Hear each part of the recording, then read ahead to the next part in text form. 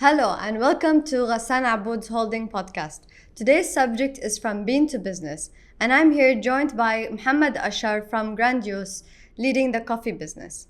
Welcome, Ashar. Hi, Limar. Thanks for having me. So, when we say from bean to business, what does that mean to you? For me, it means from where the beans are actually sourced, which country, which city, which origin, which farm, which mountain, and at what profile it has been roasted, what will be the taste like, and more and more. But since you work in retail, how do you differentiate coffee from any other category? Well, in retail, coffee actually works as a traffic driver. What I mean by that is that people usually come inside the supermarket for, shopping retail. And if they see a cafe inside the supermarket, and this could help in bringing people in to the supermarket to have their daily coffee. And every time they will come inside to have the daily coffee, they will definitely explore other items, other options, other promotions, and other categories as well. And how do you cater to the different generations through all these coffees? We have something for everyone. We have like plain coffee, we have flavored coffees, smoothies, protein smoothies. You can have frappes, you can have traditional teas, you can have traditional Turkish or Arabic coffee. So you can have something for each category. Also, there's also a lot of infusions like, matcha with like coffee, especially catering to the Gen Z and all this. Well, me, myself, I don't like it, to be honest, even though I am Gen Z. But the coffee experience has changed dramatically in the last decade. So what defines the modern coffee consumer? Well, what you said is actually true. In Dubai, coffee is evolving a lot, and there is a new trend after every other month, and we need to just follow that trend.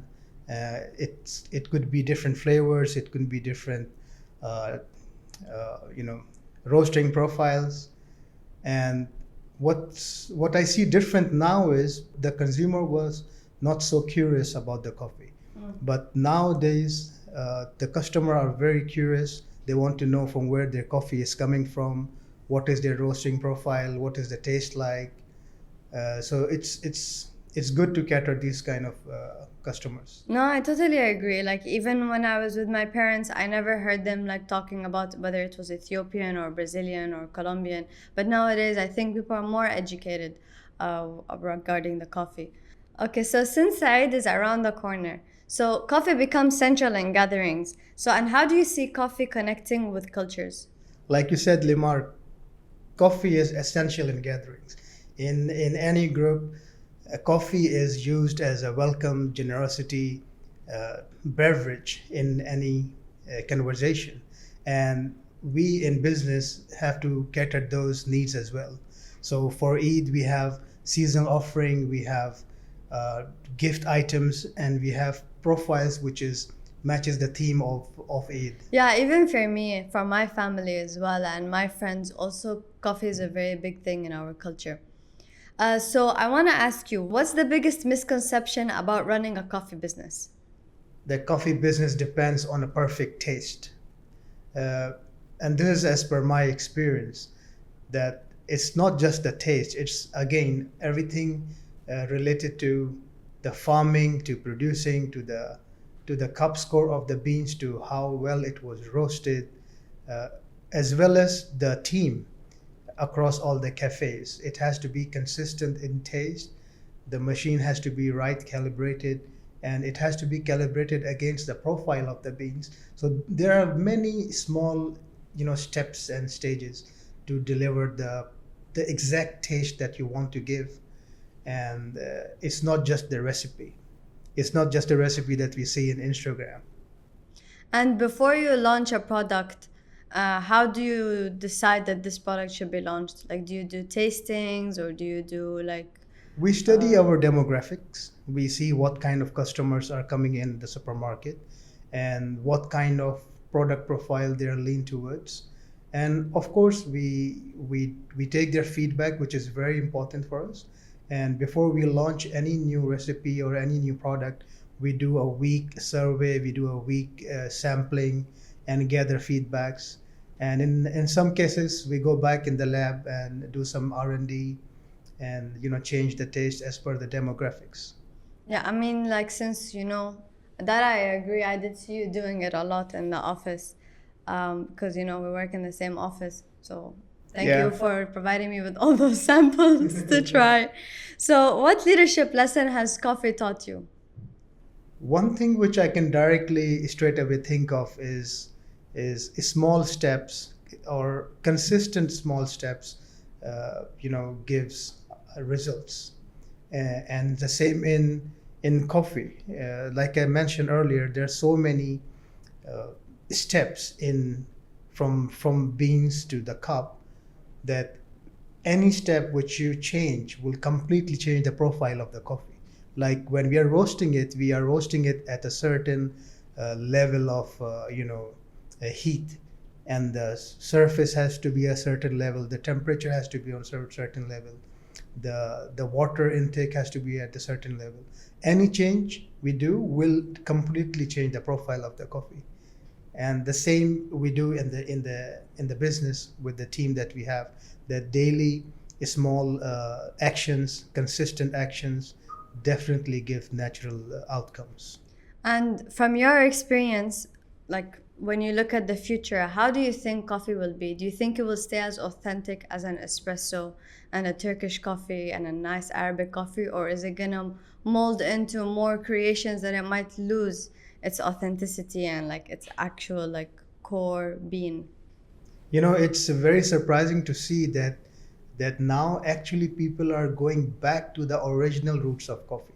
Like we were talking about nowadays, the generation is more interested in from where the coffee is coming, from which country, what is the roasting profile, what is the cup score. I mean, what I mean by cup score is how clean the coffee is, how natural the coffee is produced. Like 5 years ago, people didn't care about that, so they were consuming coffee in whatever flavors. In they were buying any you know less famous or less approved brands. They just wanted caffeine. But now people, they are not just interested in caffeine, they're more interested in the story behind it. So I would say that coffee is always going to stay. It's not going anywhere. I mean, it can follow some trends, go with some Christmas flavors, Yeah, pumpkin and different cinnamon. milks, different You know, sauces, it can different everything. always, you know, go towards anything. Nowadays, you have protein smoothies coming with coffee flavor.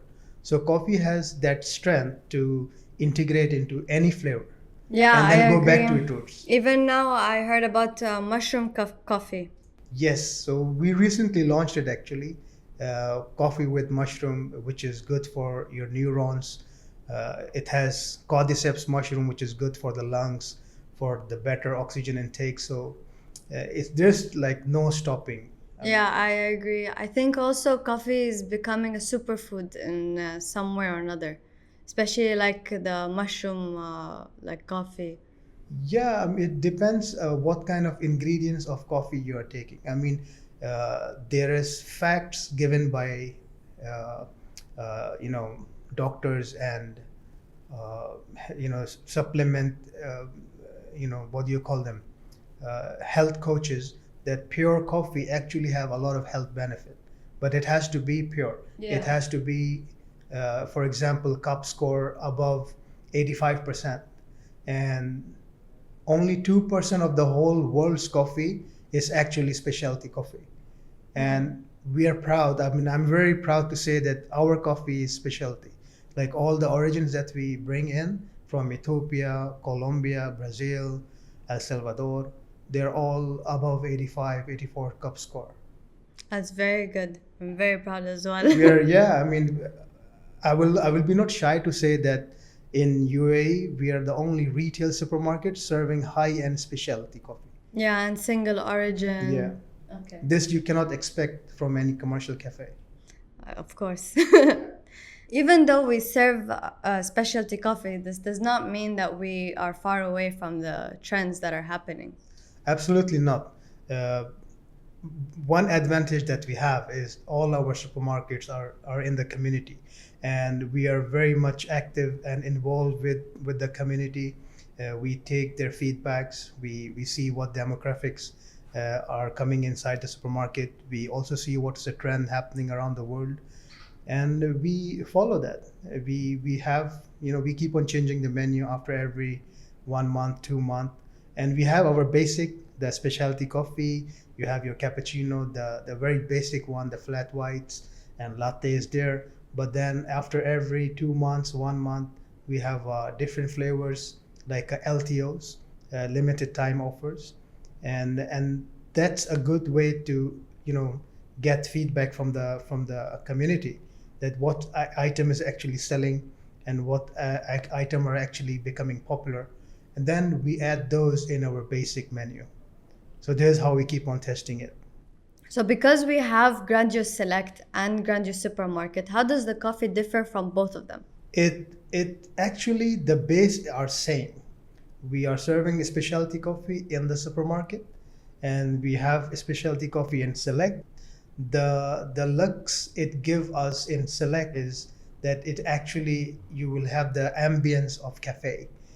Because in other market, it's a retail supermarket where we have Food Avenue, where we have other sub brands. We have the retail, Yeah, and FMCG and all FMCG is this. there. But in Select we have, it's very much specific to cafe and bakery and specific brands. So there we have more freedom to show actually what our strength is. We have different filter coffees. We have different brew methods like AeroPress, Chemex, V60. We have cold drip. We have coffee like Panama Geisha. We have all different origins. Any customer can actually choose origin, and then they can choose their type of coffee. And in Select, we have much more freedom to actually explore the opportunities of specialty coffee. No, I totally agree. Honestly, like I am proud to say that the coffee that we serve is a very high quality considering we're just a supermarket, and also considering that we're matching the same quality in our Grandiose Select standalone shop. So this is something to be very proud of. So Definitely. thank you, Ashar. As we learned today, how coffee drives growth, culture, and experience. Culture with all the family gatherings and Eid and all the festivals, and experiences by saying, hey, let's go grab a coffee. Thank you for watching, and I hope you enjoyed. Hope to see you soon in the next episode. Eid Mubarak.